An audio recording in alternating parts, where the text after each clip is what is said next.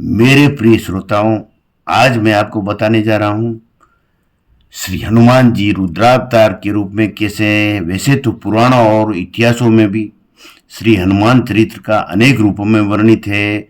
कहीं पर शंकर सुवन है, तो कहीं पर पवन तनय है, तो कहीं पर केसरी नंदन, कहीं पर आंजनेय, तो कहीं पर रुद्रावतार के रूप में जाना जाता है।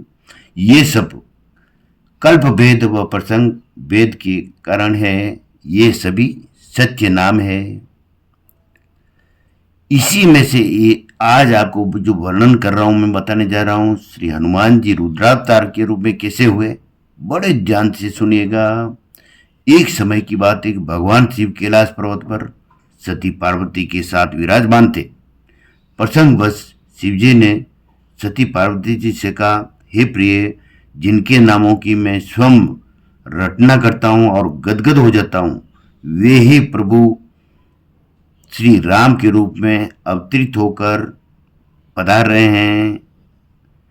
क्यों नहीं मैं भी उनकी सेवा का सुयोग प्राप्त कर सकूं। इस पर पार्वती ने सोच करके कहा कि हे प्रभु, इस बार भगवान का अवतार रावण को मारने के लिए हो रहा है। हे नाथ, रावण तो आपका पहले से ही परम भक्त है।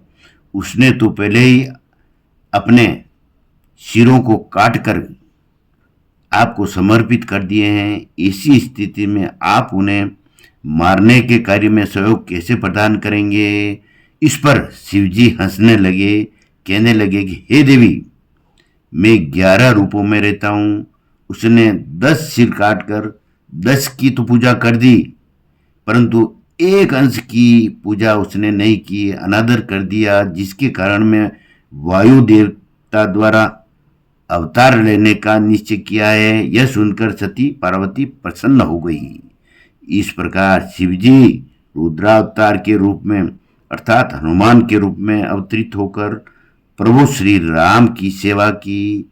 गोस्वामी तुलसीदास जी ने भी अपनी दुआवली में लिखा है, जय शरीर रति राम सो आदरई सुजान, रुद्र देह तजित नेह बस वानर बे हनुमान। धन्यवाद।